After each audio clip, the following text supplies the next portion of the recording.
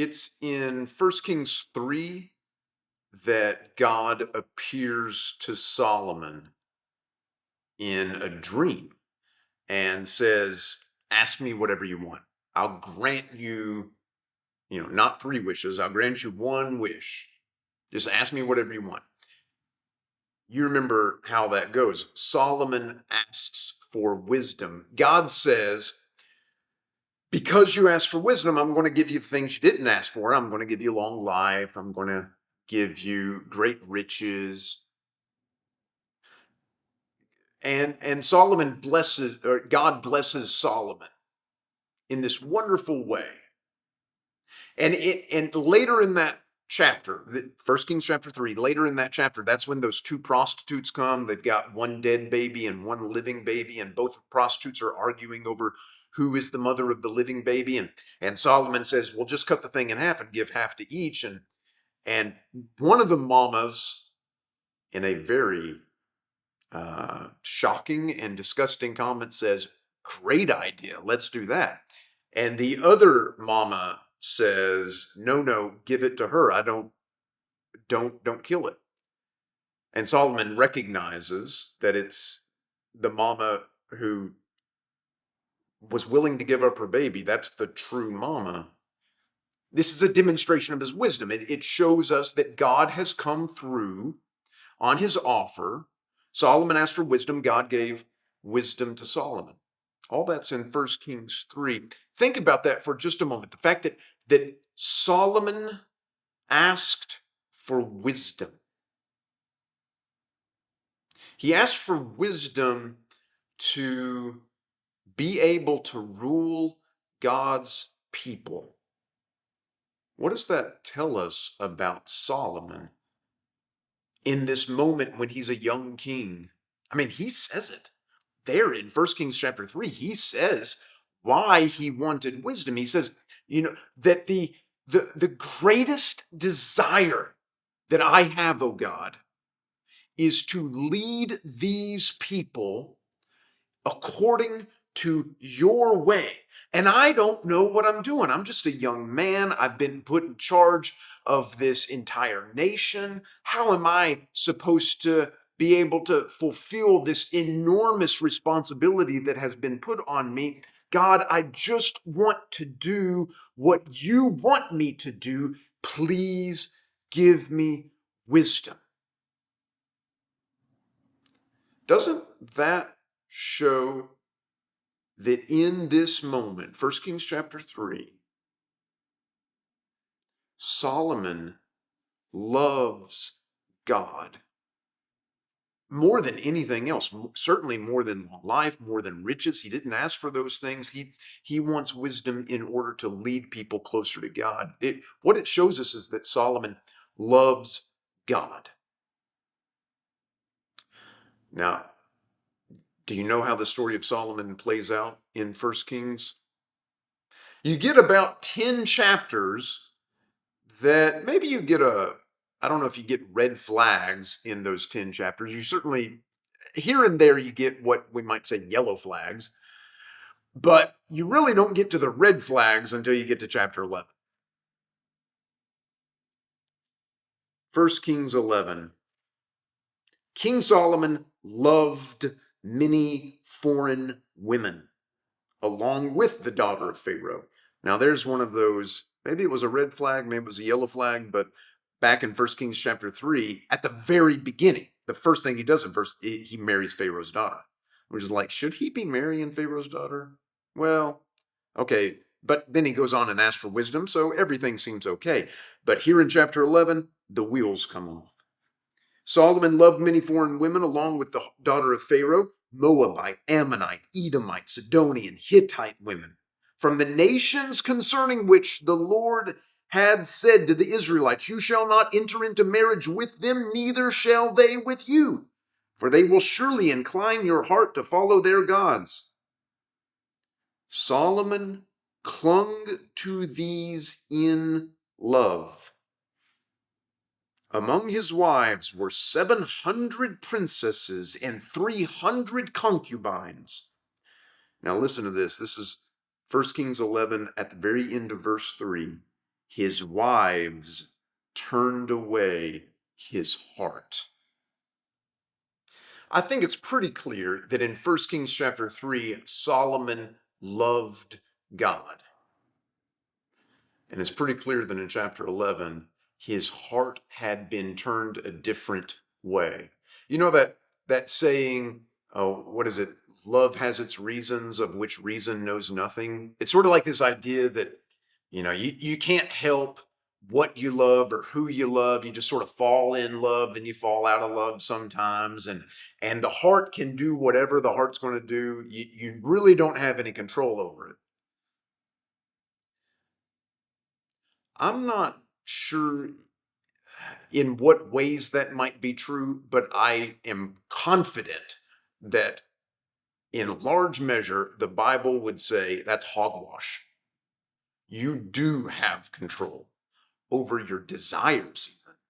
You certainly have control over the direction of your heart, and it can be shaped. Your heart can be shaped into a certain direction.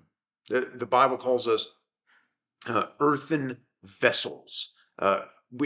Jeremiah 18, we are clay pots ready to be shaped in one direction or the other. And we can participate in that, in shaping our hearts.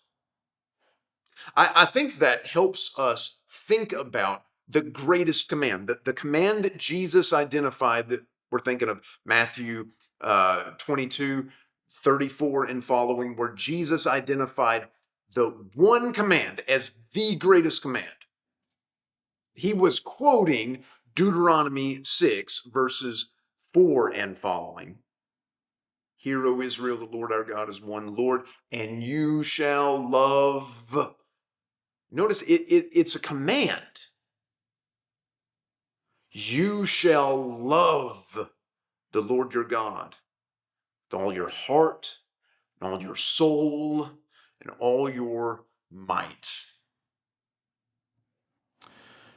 It's a command, implying that we can do something toward fulfilling that command. This is a command written in the book of Deuteronomy. The book of Deuteronomy is the sort of the last thing that Moses ever did. The children of Israel are camped out on the plains of Moab. They have not yet entered into the promised land.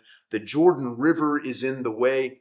It is not going to be Moses, but rather Joshua, who is going to lead the children of Israel across the Jordan River and into Canaan. Moses is going to die in the land of Moab.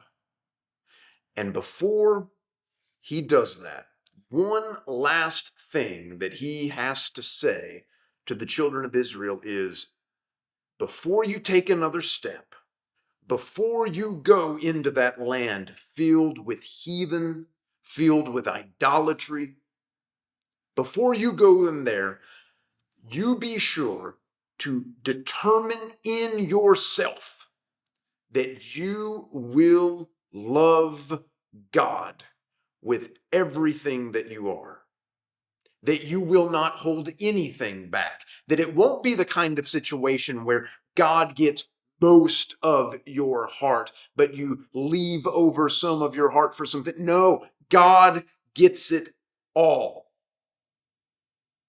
Everything you do, all of your life, is dedicated to the love of God. How can we do that? Moses, tell us, what do we need to do in order to fulfill this commandment? Moses says, you need to teach this to your children. This is in the passage, Deuteronomy 6, 4 through 9. Just read the passage. Moses says you need to teach your children. Your children are going to ask about this, and you teach them. You talk about it to them. And of course, you know that anytime you have taught anything, it's always the teacher that learns more than the student. If you want to get this drilled into your head, you talk about the love of God. You talk about it when you are lying down, and you talk about it when you are on the path. You talk about it in the morning, you talk about it in the evening. You talk about it all the time. How else can we do it? Moses says you need to write it down. He says you need to write it on your forehead, you need to write it on your hand. I don't know that he was being literal with that. Jews have taken that in some ways as literal. You'll see sometimes these boxes on their forehead and on their hand that contain these scriptures. Moses says you need to write it down so that you will remember it. Write it on the doorposts of your house so that you see it all the time, because everything depends on this. That's what Jesus said. Jesus said, when he said the greatest commandment is to love God, the second greatest commandment is Leviticus 19:18, love your neighbor. Jesus said, this is again Matthew 22:34-40. Jesus said, the entire law and prophets depend on these two commandments. The fruit of the Spirit, the first of the fruit of the Spirit, what the Spirit wants to grow in our lives is love. And when we look at the life of Jesus, we see what that looks like. It's the greatest commandment. It's also maybe the most difficult commandment to feel like we're actually doing it. I love what C.S. Lewis said in Mere Christianity. He has a book called, he has a chapter in Mere Christianity. The chapter is called Charity. You probably remember that charity is like, we're not talking about almsgiving. It's the old-timey word for love. And so it's a chapter about love. He says in that chapter that you will find it difficult to love other people. And what you need to do in those moments is act like you do anyway. And if you will do that, if you will act like you love them, if you will do the things that somebody who loves them would do, what you will find is that the emotion follows the action, that you will come to feel differently about them. It might be that some of us have difficulty giving our entire heart to God.